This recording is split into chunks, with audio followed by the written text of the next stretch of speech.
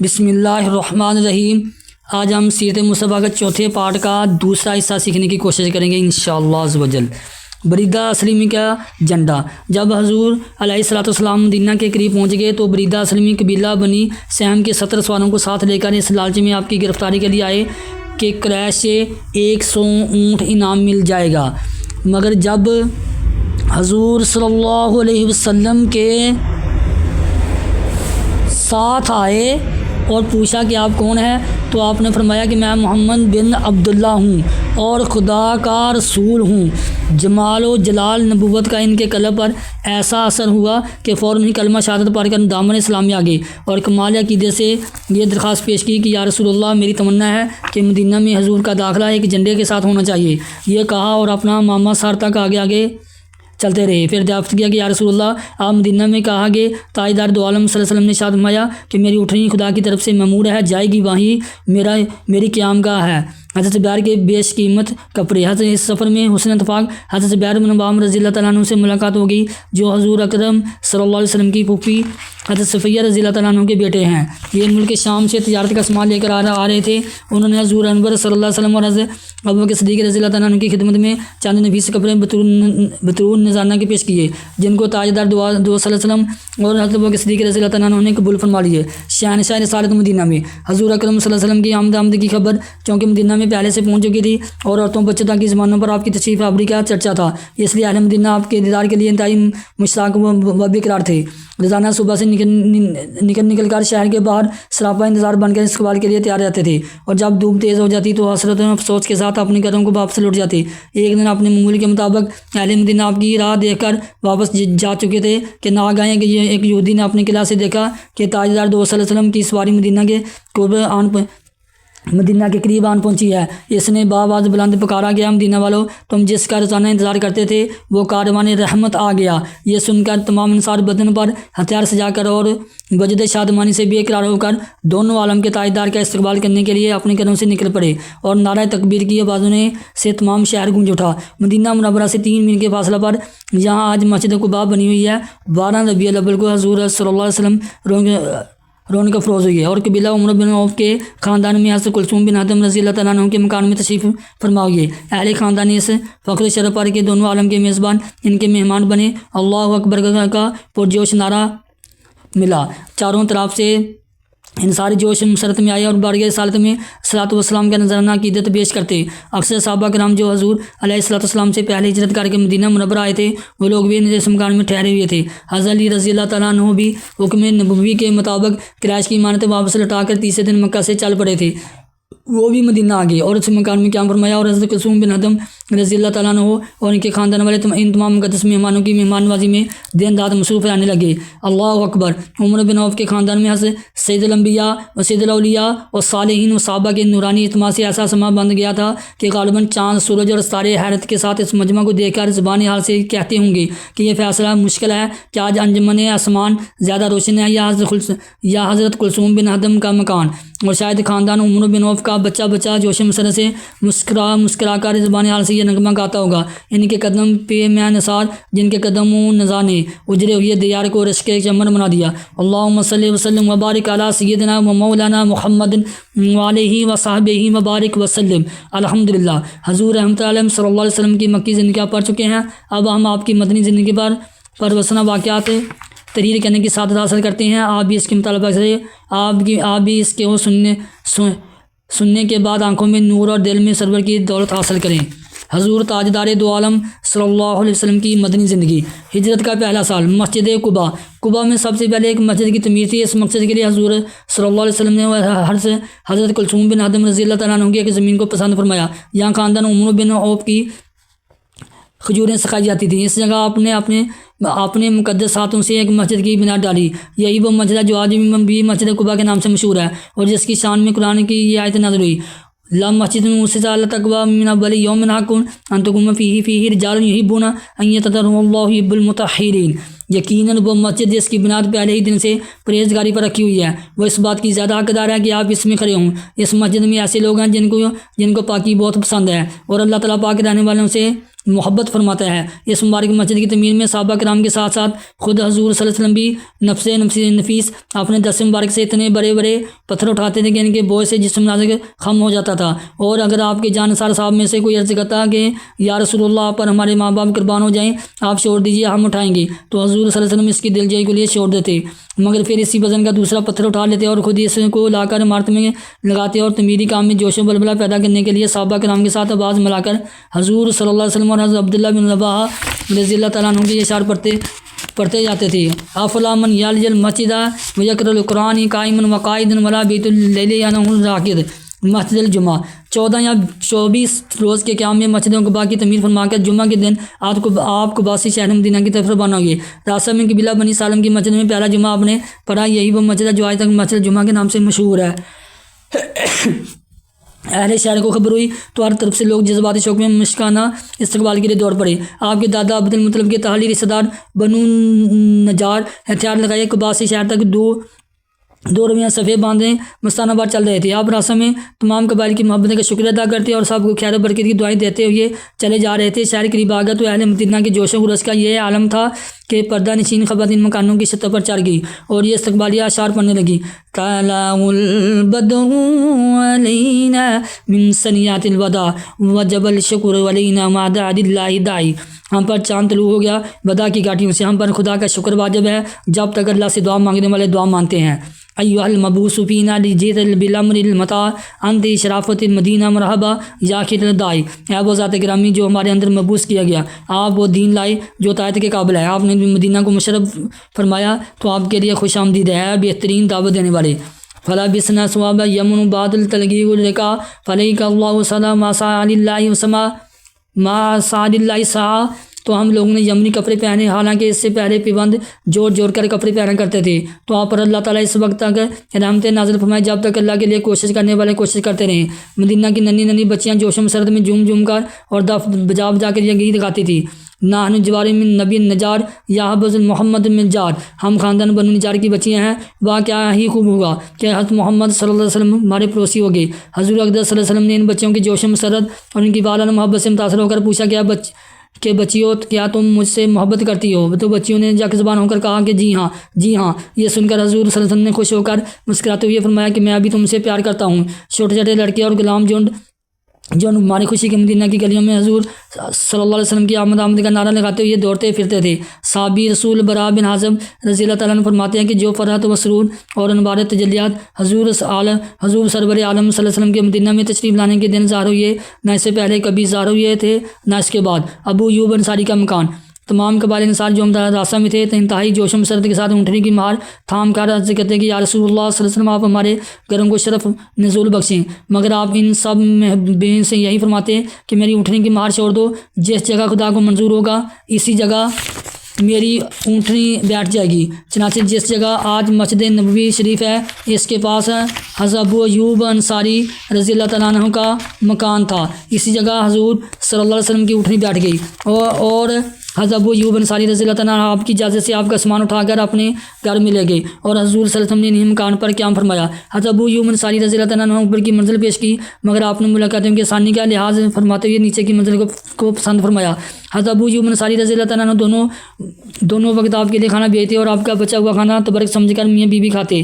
کھانے میں جہاں حضور صلی اللہ علیہ وسلم کی انگلیوں کا نشان پڑا ہوتا حضور حصول برکت کے لیے حضرت ابو ایوب انصاری رضی اللہ تعالیٰ عنہ اسی جگہ سے لقمہ اٹھاتے اور اپنے قول و فعل سے بے پناہ ادب و احترام اور قدر و جانساری کا مظاہرہ کرتے۔ ایک مرتبہ مکان کے اوپر کی منزل پر پانی کا گڑھا ٹوٹ گیا تو اس اندیشے سے کہ کہیں پانی بہہ کر نیچے کی منزل میں نہ چلا جائے اور حضور رحمۃ اللہ صلی اللہ علیہ وسلم کی کچھ تکلیف نہ ہو جائے۔ حضرت ابو ایوب انصاری رضی اللہ تعالیٰ عنہ نے سارا پانی اپنے لحاف میں خشک کر لیا۔ گھر میں یہی ایک لحاف تھا جو گیلا ہو گیا۔ رات بھر میاں بیوی نے سردی کھائی مگر حضور صلی اللہ علیہ وسلم کو ذرا برابر تکلیف پہنچ جائے یہ گوارا نہیں کیا۔ 7 مہینے تک حضرت ابو ایوب انصاری رضی اللہ تعالیٰ عنہ نے اسی شان کے ساتھ حضور اقدس صلی اللہ علیہ وسلم کی میزبانی کا شرف حاصل کیا۔ جب مسجد نبوی اور اس کے آس پاس کے حجرے تیار ہو گئے تو حضور صلی اللہ علیہ وسلم ان حجروں میں اپنی ازواج مطہرات کے ساتھ قیام پذیر ہو گئے۔ ہجرت کا پہلا سال قسم کے بہت سے واقعات کو آپ نے دامن میں لی ہوئی ہے، مگر ان میں سے چند بڑے واقعات کو نہایت اختصار کے ساتھ ہم تحریر کرتے ہیں۔ حضرت عبداللہ بن اسلام کا اسلام۔ حضرت عبداللہ بن اسلام رضی اللہ تعالیٰ عنہ مدینہ میں یہودیوں کے سب سے بڑے عالم تھے۔ خود ان کا اپنا بیان ہے کہ جب حضور صلی اللہ علیہ وسلم مکہ سے ہجرت فرما کر مدینہ میں تشریف لائے اور لوگ جوگ در جوگ ان کی زیارت کے لیے ہر طرف سے آنے لگے تو میں بھی اس وقت حضور اقدس صلی اللہ علیہ وسلم کی خدمت میں حاضر ہوا اور یوں ہی میری نظر جمال نبوت پر پڑی تو پیاری نظر میں میرے دل نے یہ فیصلہ کر دیا کہ یہ چہرہ کسی جھوٹے آدمی کا چہرہ نہیں ہو سکتا۔ پھر حضور صلی اللہ علیہ وسلم نے اپنے بعد میں یہ ارشاد فرمایا، ایھا الناس افشوا السلام واطیعوا الطعام وواطیعوا الطعام وصلوا علی الرحام وصلوا باللیل والناس نیام۔ اے لوگو اسلام کا چرچا کرو اور کھانا کھلاؤ اور رشتہ داروں کے ساتھ صلہ رحمی کرو، اور راتوں کو جب لوگ سو رہے ہوں تو تم نماز پڑھو۔ حضرت عبداللہ بن سلام فرماتے ہیں کہ میں نے حضور صلی اللہ علیہ وسلم کو ایک نظر دیکھا اور آپ کے یہ 4 بول میرے کان میں پڑے تو میں اس قدر متاثر ہو گیا کہ میرے دل کی دنیا ہی بدل گئی اور میں مشرب اسلام ہو گیا۔ حضرت عبداللہ بن سلام رضی اللہ تعالیٰ عنہ کا دامن اسلام میں آ جانا یہ اتنا بڑا عام واقعہ تھا کہ مدینہ کی یہودیوں میں کھلبلی مچ گئی۔ حضور کے اہل و یار مدینہ میں حضور اقدس صلی اللہ علیہ وسلم جب کہ ابھی حضرت ابو ایوب انصاری رضی اللہ تعالیٰ عنہ کے مکان ہی میں تشریف فرماتے، آپ نے اپنے غلام حضرت زید بن حارثہ اور حضرت ابو رافع رضی اللہ تعالیٰ عنہ کو 500 درہم اور 2 اونٹ دے کر مکہ بھیجا تاکہ یہ دونوں صاحبان اپنے ساتھ حضور صلی اللہ علیہ وسلم کے اہل و یار کو مدینہ لائیں۔ چنانچہ یہ دونوں حضرات جا کر حضور صلی اللہ علیہ وسلم کی 2 صاحبزادیوں حضرت فاطمہ اور حضرت ام کلثوم رضی اللہ تعالیٰ عنہ اور آپ کی زوجہ مطہرہ ام المومنین حضرت بی بی سودا رضی اللہ تعالیٰ عنہ اور حضرت اسامہ بن زید اور حضرت ام ایمن رضی اللہ تعالیٰ عنہ کو مدینہ لے آئے۔ آپ کی صاحبزادی حضرت زینب رضی اللہ تعالیٰ عنہ رضی اللہ تعالیٰ عنہ نہ آ سکی کیونکہ ان کے شوہر ابو العاص بن ربی رضی اللہ تعالیٰ عنہ نے ان کو مکہ میں روک لیا، اور حضور صلی اللہ علیہ وسلم کی ایک صاحبزادی حضرت بی بی رقیہ رضی اللہ تعالیٰ عنہ اپنے شوہر حضرت عثمان غنی رضی اللہ تعالیٰ عنہ کے ساتھ حبشہ میں تھی۔ ان لوگوں کے ساتھ حضرت ابوبکر صدیق رضی اللہ تعالیٰ عنہ کے فرزند حضرت عبداللہ رضی اللہ تعالیٰ عنہ بھی اپنے سب کارکنوں کو ساتھ لے کر مکہ سے مدینہ آ گئے۔ ان میں حضرت بی بی عائشہ رضی اللہ تعالیٰ عنہ بھی تھی۔ یہ سب لوگ مدینہ آ کر وہاں پہلے حضرت حارثہ بن نعمان رضی اللہ تعالیٰ عنہ کے مکان پر ٹھہرے۔ مسجد نبوی کی تعمیر۔ مدینہ میں کوئی ایسی جگہ نہیں تھی جہاں مسلمان باجماعت نماز پڑھ سکیں، اس لیے مسجد کی تعمیر نہایت ضروری تھی کہ حضور صلی اللہ علیہ وسلم کی قیامگاہ کے قریب ہی بنو نجار کا ایک باغ تھا۔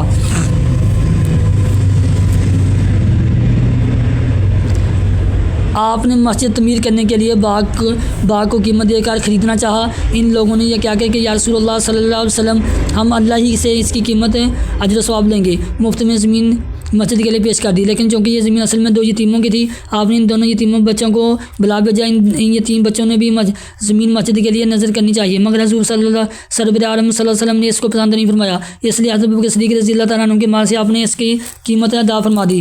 اس زمین میں چند درخت، کچھ کھنڈرات اور کچھ مشکوں کی قبریں تھیں۔ آپ نے درختوں کے کاٹنے اور مشکین کی قبروں کو کھود کر پھینک دینے کا حکم دیا۔ پھر زمین کو ہموار کر کے خود آپ نے اپنی دست مبارک سے مسجد کی بنا ڈالی اور کچی اینٹوں کی دیوار اور کھجور کے ستونوں پر کھجور کی پتیوں سے چھت بنائی جو بارشوں میں ٹپکتی تھی۔ اس مسجد کی تعمیر میں صحابہ کرام کے ساتھ خود حضور صلی اللہ علیہ وسلم بھی اینٹیں اٹھا کر لاتے تھے، اور صحابہ کرام کو جوش دلانے کے لیے ان کے ساتھ واز ملا کر حضور جس کا یہ شعر پڑھتے تھے، اللہم لا خیر لا خیر الآخرۃ فاغفر للانصار والمہاجرات۔ اے اللہ بلائی تو صرف آخرت کی بلائی ہے، لہٰذا اے اللہ تو انصار و مہاجرین کو بخش دے۔ اسی مسجد کا نام مسجد نبوی ہے۔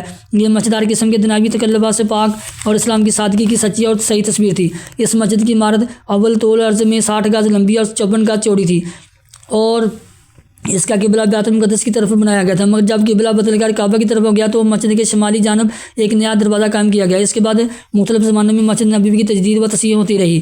مسجد کے کنارے پر چبوترا تھا جس پر کھجور کی پتیوں سے چھت بنا دی گئی تھی۔ اس چبوترا کا نام سفر ہے۔ جو صحابہ گھر بار نہیں رکھتے تھے وہ اس چبوترا پر سوتے بیٹھتے تھے، اور یہی لوگ صحابہ صبح کہلاتے تھے۔ ازواج مطہرات کے مکانات۔ مسجد نبوی کے متصل آپ نے ازواج مطہرات کے لیے حجر بھی بنائی۔ اسی وقت تک حضرت بی بی سودا اور عائشہ رضی اللہ تعالیٰ عنہ کام میں تھی، اس لیے یہ 2 ہی مکان بنائے۔ جب دوسری ازواج مطہرات آتی گئی تو دوسرے مکانات بنتے گئے۔ یہ مکانات بھی بہت ہی سادگی کے ساتھ بنائی گئے تھے۔ 10 ہاتھ لمبے، 6 7 ہاتھ چوڑے کچی اینٹوں کی دیواریں، کھجور کی پتیوں کی چھت، وہ بھی اتنی نیچی کہ آدمی کھڑا ہو کر چھت کو چھو لیتا۔ دروازوں میں کباڑ بھی نہ تھے، کمبل جاٹ کے پردے بڑے رہتے تھے۔ اللہ اکبر۔ یہ ہے شہنشاہ دو عالم صلی اللہ علیہ وسلم کا وہ کاشان نبوت جس کی آسانہ بوسی اور دربانی جبریل علیہ السلام کے لیے سرمایہ سعادت اور باعث افتخار تھی۔ اللہ اللہ۔ وہ شہنشاہ کونین جس کو خالق کائنات نے اپنے مہمان بنا کر عرش اعظم پر مسند نشین فرمایا، اور جس کے سر پر اپنی محبوبیت کا تاج پہنا کر زمین کے خزانوں کی کنجیاں جس کے ہاتھ میں عطا فرما دی، اور جس کو کائنات عالم میں قسم قسم کے تصرفات کا مختار بنا دیا، اور جس کے زبانوں کا ہر فرمان کی ان کی کنجی، جس کی نگاہ کرم کے ایک اشارہ نے ان لوگوں کو جن کے ہاتھوں میں اونٹوں کی مہر رہتی تھی انہیں اقوام عالم کی قسمت کی لگام عطا فرما دی۔ اللہ اکبر۔ وہ تاجدار رسالت جو سلطان دارائن اور شہنشاہ کونین ہے، جن اس کی حرم سرا کا یہ عالم کہ اے سورج بول، اے چاند بتا، تم دونوں نے اس زمین کے بے شمار چکر لگائے ہیں، مگر کیا تمہاری آنکھوں نے ایسی سادگی کا کوئی منظر کبھی بھی اور کہیں بھی دیکھا ہے؟ مہاجرین کے گھر مہاجرین جو اپنا سب کچھ مکہ میں چھوڑ کر مدینہ چلے گئے تھے، ان لوگوں کو سکونت کے لیے بھی حضور صلی اللہ علیہ وسلم نے مسجد نبوی کے قریب جوار ہی میں انتظام فرمایا۔ انصار نے بہت ہی بڑی قربانی دی کہ نہایت فراغ دلی کے ساتھ اپنے مہاجر بھائیوں کے لیے اپنی مکانات اور زمینیں دیں اور مکانوں کی تعمیرات میں ہر قسم کی امداد بہم پہنچائی، جس سے مہاجرین کی بادگاری میں بڑی سہولت ہوگی۔ سب سے پہلے جس انسان نے اپنا مکان حضور صلی اللہ علیہ وسلم کو بیت الرحبہ کے نظر کیا، اس خوش نصیب کا نامی حتاسہ بن نبان ہے۔ چنانچہ ازواج متعددہ کے مکانات حتاسہ بن نبان ہی کے زمین پر بنائے گئے تھے۔ حضرت عائشہ کی رخصتی۔ حضرت بی بی عائشہ رضی اللہ تعالیٰ عنہ کا حضور صلی اللہ علیہ وسلم سے نکاح تو ہجرت سے قبل ہی مکہ میں ہو چکا تھا، مگر ان کی رخصتی ہجرت کے پہلے ہی سال مدینہ میں ہوئی۔ حضور صلی اللہ علیہ وسلم نے ایک بیلہ دور سے لوگوں کی دعوت ولیمہ فرمائی۔ اذان کی ابتدا۔ مسجد نبوی کی تعمیر تو مکمل ہو گئی، مگر لوگوں کو نمازوں کے وقت جمع کرنے کا کوئی ذریعہ نہیں تھا جس سے نماز بعد جماعت کا انتظام ہوتا۔ اس سلسلہ میں حضور صلی اللہ علیہ وسلم نے صحابہ کرام سے مشورہ فرمایا۔ بعض نے نمازوں کے وقت آگ جلانے کا مشورہ دیا، بعض نے کوسب جانے کی رائے دی، مگر حضور اقدس صلی اللہ علیہ وسلم نے غیر مسلموں کے ان طریقوں کو پسند نہیں فرمایا۔ حضرت عمر رضی اللہ تعالیٰ عنہ نے یہ تجویز پیش کی کہ ہر نماز کے وقت کسی آدمی کو بھیج دیا جائے جو پوری مسلم آبادی میں نماز کا اعلان کر دے۔ حضور صلی اللہ علیہ وسلم نے اس رائے کو پسند فرمایا اور حضرت بلال رضی اللہ تعالیٰ عنہ کو حکم فرمایا کہ وہ نمازوں کے وقت لوگوں کو پکار دیا کریں۔ چنانچہ وہ صلاۃ و جامعت کہہ کر پانچوں نمازوں کے وقت اعلان کرتے تھے۔ اسی درمیان میں ایک صحابی حضرت عبداللہ بن زید انصاری رضی اللہ تعالیٰ عنہ نے بھی خواب میں دیکھا کہ ذانی شریک الفاظ کو سنا رہا ہے۔ اس کے بعد حضور صلی اللہ علیہ وسلم نے حضرت عمر رضی اللہ تعالیٰ عنہ اور دوسرے صحابہ کو بھی اس قسم کے خواب نظر آئے۔ حضور صلی اللہ علیہ وسلم نے اس کو جانب اللہ سمجھ کر قبول فرمایا اور حضرت عبداللہ بن زید رضی اللہ تعالیٰ عنہ کو حکم دیا کہ تم بلال کو اذان کے کلمات سکھا دو، کیونکہ وہ تم سے زیادہ بلند آواز ہیں۔ چنانچہ اسی دن سے شروع اذان کا طریقہ جو آج تک جاری ہے اور قیامت تک جاری رہ گیا شروع ہو گیا۔ انصار و مہاجر بھائی حضرات مہاجرین چونکہ انتہائی بے سر عثمانی حالت میں بالکل خالی ہاتھ اپنے اہل ویال کو چھوڑ کر مدینہ آئے تھے، اس لیے پردیسی میں مفلسی کے ساتھ وحشت و بیگانگی اور اپنے اہل ویال کی جدائی کا صدمہ محسوس کرتے تھے۔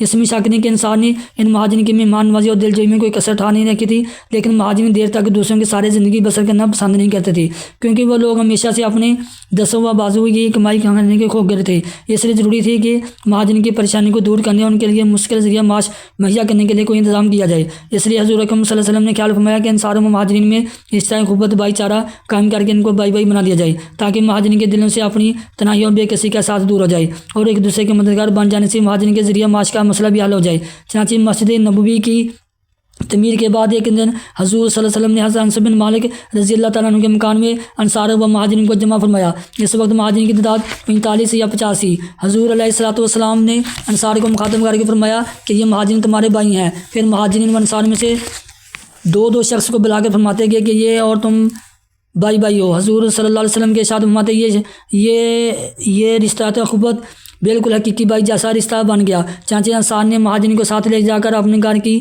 ایک چیز سامنے لا کر رکھ دی اور کہہ دیا کہ آپ ہمارے بھائی ہیں، اس لیے ان سب عثمانوں میں آدھا آپ کا اور آدھا ہمارا ہے۔ حد ہوگی کہ حضرت سعد بن ربیع انصاری جو عبد الرحمن بن عوف مہاجر کے بھائی قرار پائے تھے، ان کی 2 بیویاں تھیں۔ حضرت سعد بن ربیع انصاری رضی اللہ تعالیٰ عنہ نے حضرت عبد الرحمن بن عوف رضی اللہ تعالیٰ عنہ سے کہا کہ میری ایک بیوی ہے جسے آپ پسند کریں، میں اس کو طلاق دے دوں اور آپ اس سے نکاح کر لیں۔ اللہ اکبر! اس میں شک نہیں کہ انسان کا یہ ساتھ ایک ایسا بے مثال شاہکار ہے کہ اقوام عالم کی تاریخ میں اس کی مثال مشکل سے ملے گی، مگر مہاجرین نے کیا طرز عمل اختیار کیا، یہ بھی ایک قابل تاریخی کارنامہ ہے۔ حضرت سعد بن ربیع انصاری رضی اللہ تعالیٰ عنہ کی اس مخلصانہ پیشکش کو سن کر حضرت عبد الرحمن بن عوف رضی اللہ تعالیٰ عنہ نے شکریہ کے ساتھ یہ کہا کہ اللہ تعالیٰ یہ سب معلوم تھا اور اہل ویال آپ کو مبارک فرمائے۔ مجھے تو آپ بازار کا راستہ بتا دیجیے۔ انہوں نے مدینہ کے مشہور بازار کینکا کا راستہ بتا دیا۔ حضرت عبد الرحمن بن عوف رضی اللہ تعالیٰ عنہ بازار گئے اور کچھ پنیر خرید کر شام تک بیچتے رہے۔ اسی طرح روزانہ وہ بازار جاتے رہے اور تھوڑی عرصے میں وہ کافی مالدار ہو گئے اور ان کے پاس اتنا سرمایہ جمع ہو گیا کہ انہوں نے شادی کر کے اپنا گھر بسا لیا۔